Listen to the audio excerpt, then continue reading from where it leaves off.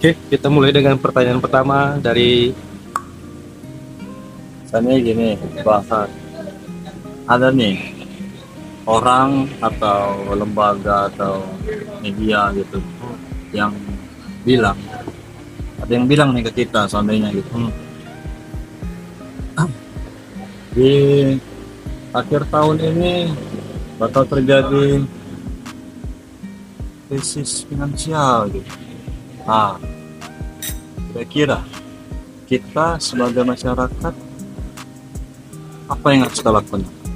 Kira-kira ada yang ngomong gini gitu sebelum terjadi gitu, seandainya apa kira-kira masyarakat kita yang harus kita buat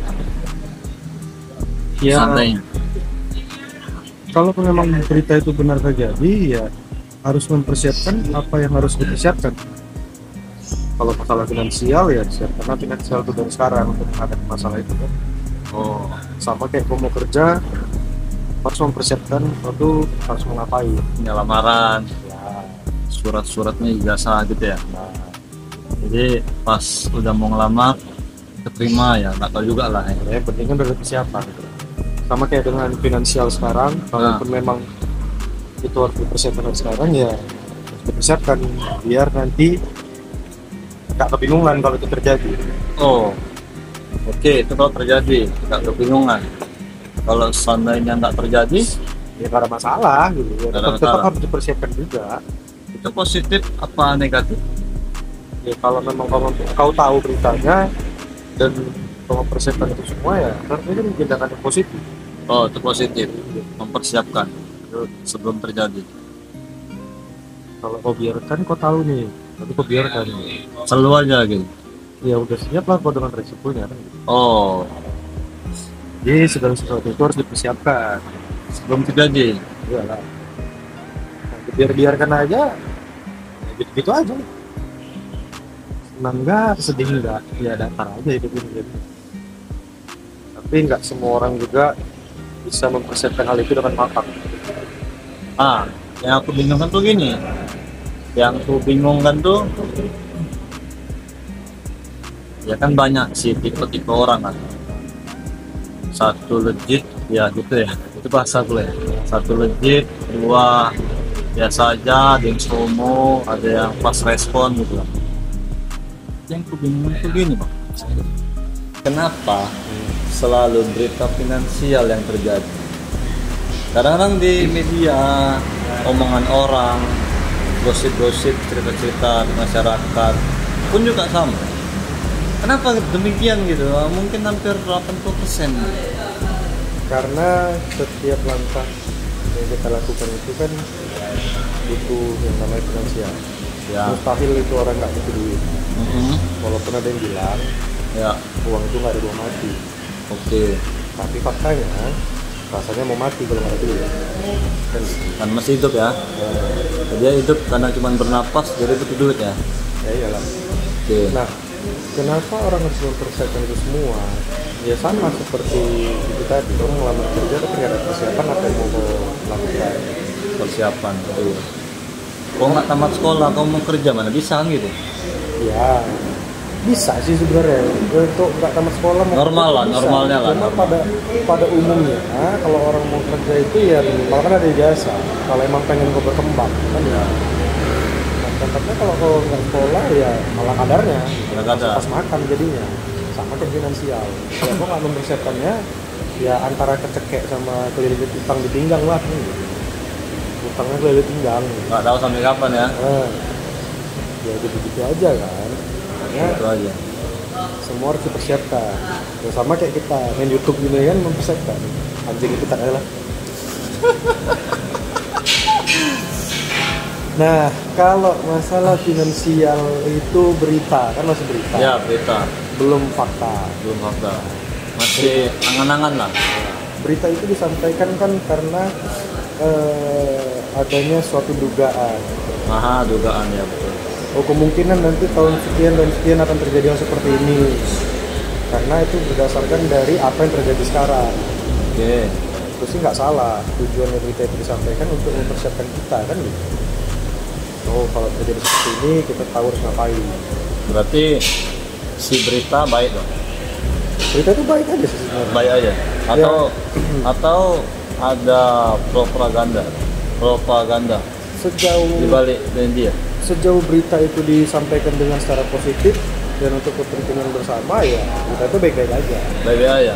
Masalah propaganda itu terjadi atau tidak, ya itu urusan mereka lagi menyebarkan berita. Oh. Mau hoax mau enggak? Ya, hoax atau enggak sebuah berita itu akan terlihat nanti pada faktanya. Oh, oke. Tapi nggak bisa dijudge, Bang. Ya, nggak bisa. Kalau udah terjadi atau nggak terjadi. Karena suatu dugaan itu nggak bisa dijadikan dia itu menuduh atau salah atau benar. Namanya juga Dugaan. Prediksi lah. Prediksi. Analisa. Ya. Jadi itu nggak bisa dibenarkan dan nggak bisa jadi patokan bahwasanya itu akan terjadi. Karena semua akan berubah seiring perkembangan waktu. Misal, kalau memang benar terjadi, Ya. 2 atau 3 tahun atau 4 tahun atau 5 tahun lagi terjadi misalnya krisis finansial, Ya. artinya berita yang disebarkan sekarang itu benar, kan gitu. Oke, benar ya. Kalaupun memang nggak benar, Ya. itu artinya karena berita itu disebarkan, orang berpikiran untuk memperbaiki finansialnya dan hal itu tidak terjadi. Oh. Tapi aku ada pikiran lain, Bang. Pikirannya gini, Bang. Tadi kan aku bilang kan masih propaganda. Propaganda. Nah, pikiran lain itu gini. Ya, mungkin kita anggap aja lah elit. Oke. Dia punya media. Ini belum terjadi nih. Tapi dia melihat dulu bagaimana sifat masyarakat. Udah, habis itu dia memang mau ngebentuk. Nah, ngebentuk disebarkanlah di media. Oke, habis itu pikiran aku lagi gini. Setelah dia udah berpikiran seperti itu, terjadi ya nyebar di media, terus kita yang ngikut, kita yang ngikut, oke kita mau perbaikin, yang nggak ngikut malah lebih banyak. Nah, jadi tujuan si elit ini terjadi gitu. Ya paham maksudnya. Paham. Berarti kan gini, itu kan ada udang di balik batu maksudnya. Ya memang. Kan gitu. Nggak nampak dia tameng besar kali kan ada batunya. Jadi kalaupun memang tujuan elit global ini hanya untuk mempropaganda, Ya. itu kan balik ke diri dia lagi. Kalau memang tujuannya seperti itu, ya memang itulah tujuan akhir dia. Ya. Kalaupun memang ada yang mengikuti saran dari dia, Ya. justru orang yang mengikuti saran dari dia itu sebenarnya hal yang tidak diinginkan dari si propaganda tadi. Ya. Karena kan seharusnya semua orang tidak mengikuti apa yang dia buat, biar orang yang tidak mengikuti itu melakukan seperti apa yang dia mau. Ya. Kan gitu. Nah, tujuan dia kan itu. Jadi karena dia sendiri ngebuat, dia tahu nih si kelompok ini dan kelompok ini gitu. Jadi ini udah kena bantai, yang ini tinggal mikir gimana cara ngebantai. Ya. Nah, itu gimana, Bang? Gimana bagi siapa? Gimana? Kan itu pertanyaannya. Gimana bagi siapa? Gimana? Kalau gini ya. Tunggu. Gimana tuh maksudnya gini? Si elit berarti rakus loh. Atau si elit dia punya dunia ini gitu. Ya kan memang itu tujuannya.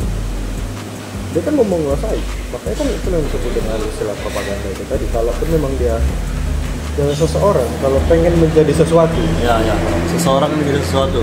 dia harus mengalahkan keinginan seorang tersebut. Contoh dunia bisnis.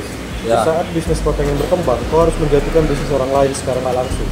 Ya, setuju. Kan gitu. Nah, sama seperti orang yang melakukan hal yang tadi kau bilang. Nah, Di saat dia pengen menjadi yang nomor 1, dia harus menyingkirkan nomor 2, nomor 3, nomor 4, nomor 5 agar dia tetap jadi nomor 1. ya oke. Kan? Tanpa terlihat ya. Tanpa terlihat. Oke. Nah, dalam sebuah ajang ini kan bisa dibilang kayak sebuah ajang perlombaan untuk menjadi orang nomor 1 yang harus di nomor 1-kan. Artinya kalau kau pengen melakukan hal seperti itu dan kau pengen jadi seperti itu, Ya. ya kau harus menyingkirkan orang-orang yang pengen juga jadi nomor 1. Kalau kita terusan bersaing kok, bagus berarti sama si dia gitu. Kalau secara positif bagus.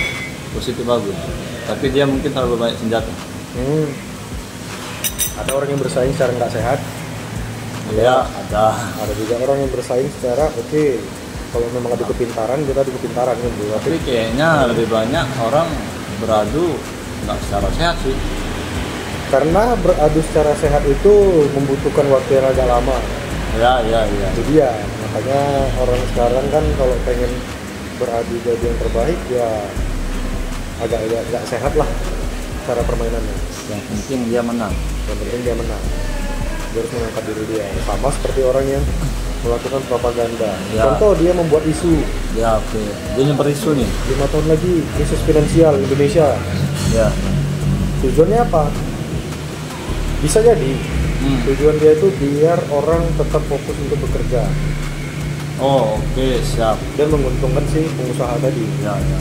Nah, digaji dengan murah, yang penting orang tetap mau kerja, usaha dia jalan, dia dapat keuntungan, si orang tadi tetap akan bekerja walaupun pas-pasan. Pas-pasan. Tujuannya apa? Untuk menakut-nakuti orang kalau pengangguran itu akan hancur pada saat masa finansial itu terjadi. Oh, jadi dia biar nggak keluar deh ya? Ya, kok tetap digaji dengan biaya rendah karena kau dihantui dengan rasa finansial. Nah, si pengusaha ini tadi mau melakukan propaganda, menipu mungkin pekerjanya. Ya udah, kamu kerja kan, daripada kau nanti susah pas waktu krisis, mending kau kerja aja walaupun pas-pasan. Ya, gitu. Biar nggak nganggur. Nah, padahal itu cuman propaganda atau konspirasi yang dibuat. Gitu ya. Oh. Kenapa hal itu bisa terjadi? Karena gini, menurut survei aja, Nah, Indonesia IQ-nya itu rata-rata di 70 sampai 80 IQ-nya, nilai IQ-nya. Jadi, aku setuju di bawah 80. iya, faktanya sih memang kayak gitu. Ya, kan? ya. Surveinya juga bilang kan orang Indonesia IQ-nya itu 80 ke bawah. 80 ke bawah ya. Jadi, Setuju. rasa takut mereka untuk satu hal yang akan terjadi itu ya besar daripada harus memperdebatkan hal itu. Karena apa? Ya secara nggak langsung masyarakat juga seperti dibuat bodoh, seperti dibiarkan untuk ya udahlah, kau nikmatin aja apa yang ada daripada kau nggak kerja nganggur gitu. Penting kau kerja sama aku walaupun pas-pasan. Sementara di negara luar argumentasi itu diperbolehkan. Oh, argumen orang debat. Ya, Oh. orang juga dibolehkan ya kalau memang nggak setuju ya kau silahkan bersuara dan suara kau akan diterima gitu. Kalau memang itu sejalan dengan apa yang dicanangkan pemerintahnya. Oh. Sementara di Indonesia, Voting ya. nah sementara di Indonesia sendiri saat kau berargumentasi ya justru argumen lo itu dianggap angin lalu. Malah kayak perlawanan gitu. Iya. Makanya ada istilah demokrasi. Demokrasi. Yang demo dikerasin. Iya. Gak tahu aku kampret. Demokrasi. Yang demo dikerasi. Yang demo demokrasi ya. Makanya orang-orang demo itu kan selalu disiram-siram, dilempar sama aparat-aparat itu kan gitu. Aparat itu suruh ya. Nah, gini ya. Demokrasi. Yang demo dikerasin. Ya siap. Betul kan? Mantap. Oke.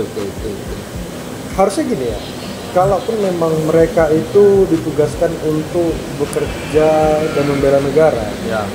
artinya di saat negara terancam, di situ mereka harus membela negara. Si aparat. Ya. Oke. Padahal dia punya keluarga, dia punya anak ya. Ya, itu dia. Siap. Setuju. Padahal misal kayak dia mungkin Tahu kemana lari ini? kayak mungkin anggota dewan, kayak mungkin aparat negara lah gitu. Aparat boleh nggak tambah kawan? Jangan. Oh jangan. Siap, jangan. Aparat aja. Jangan aparat aja. Jangan tambah ya. Nah, Terus lah. jadi kalaupun mereka ya sah-sah aja mereka memilih jalan sebagai orang yang abdi negara, itu sah-sah aja. Sah. Cuman jangan dilupakan yang abdi negara itu kau, bukan keluargamu. Iya. Kan gitu. Iya. Mungkin kau digaji dengan pemerintah dan harusnya ingatlah, kau digaji dari negara itu pakai uang pajak rakyat. Nah, kalaupun misalnya dibuat juga ditakut-takuti juga dengan krisis ekonomi ini segala macam, kena lagi pajak naik 12% gitu ya. Oke. Ya mungkin Anda sebagai orang yang bekerja untuk negara dengan gaji yang lumayan itu aman-aman aja sih. Aman-aman aja. Dengan pajak yang sekian tingginya. Karena tertutupin ya. Ya, nah masyarakat di kalangan menengah ke bawah ini udah Anda tekan pajaknya, malah Anda naikkan lagi harga pajak. Lebih banyak soalnya kan masyarakat di bawah kepada kalian-kalian kan gitu. Itu. Jadi kalaupun tidak ada pajak negara, Ya. artinya kalian juga nggak bisa digaji oleh negara kan. Bukan dari kami berarti. Itu dia. Tapi gini bang, oke lanjut sampai habis. Kalaupun memang harus pajak itu naik 12%, tolonglah berpikir. Kalau Anda mengikuti negara luar dengan pajak negara yang lumayan tinggi, Ya. Anda mengikuti peraturan seperti itu, Nah. harusnya Anda juga berpikir negara luar menggaji masyarakat itu tinggi. Ya SDM-nya bagus. SDM juga bagus, makanya sebelum Anda berpikir dengan pajak, naikkan dulu kualitas hidup masyarakat. SDM-nya dulu naik kan. Itu dia. Mulai dari apa? Pendapatan masyarakatnya, sejahtera rakyatnya, baru Anda pikirkan, oh ini bisa kita naikkan pajak nih untuk fasilitas umum. Baru rasional gitu Baru pikirnya. rasional, bukan untuk menyenangkan anggota-anggota yang ada di sana gitu. Lawak TV, hahaha, hiki. Makanya. Sekian sore. Jadi kalau Anda berpikir hidup ini hanya sekedar pajak-pajak dan pajak, harusnya Anda juga berpikir keluarga Anda itu bukan aparat negara. Saudara-saudara Anda bukan. Ya mungkin anak istri Anda bisa Anda cukupin kan gitu, tapi saudara-saudara Anda yang lain dari pihak nenek punya saudara, punya cucu segala macam itu punya keluarga besar juga. Nenek punya kakek, kakek punya saudara juga. Dan saudara-saudara itu pun juga dari keluarga-keluarga jauhmu juga. Ya. Kalau dengan cara menaikkan pajak tapi tidak menaikkan kualitas hidup mereka, Sama anggap aja. itu benar ya, sama aja bohong. Kalau mau pajak ini belakang ada pajak skambling. Nah, itu kalau di daerah kami namanya pajak. Di daerah kali mungkin pasar atau pekan. Tapi oke sih, ya relate memang. Cuman gini ya, kenapa ada orang yang ingin dinomorsatukan